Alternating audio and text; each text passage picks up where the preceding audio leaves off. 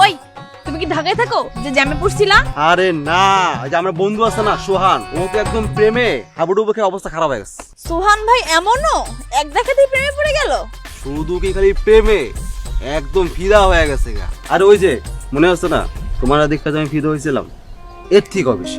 আচ্ছা শোনো না, বাসায় পাত্রপক্ষ আসে, তুমি কিছু বলছো না কেন?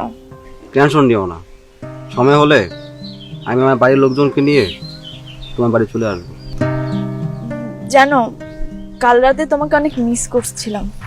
তো মিস করতে তো চুপ ছিলা কেন? তুমি আমার ফোন দিতে পারতো না? আরে ফোন কি আমার কাছে ছিল নাকি? ফোন আম্মুর কাছে ছিল। আমার কাছে ছিল মানে কয়টার দিক? এই ধরো 10টা নাগাদ। আইসে রে আল্লাহ, তুমি আমারে বলো নাই কেন? আরে আমি কি জানি নাকি ভাইয়া বিদেশ থেকে ফোন দেবে, তাই আম্মুর কাছে থাকে। তাহলে আমি সাহের দিকে কার সাথে কথা বললাম? সর্বনাশ! তুমি এটা কাজ করছো? আচ্ছা তুমি কি কি বলছো?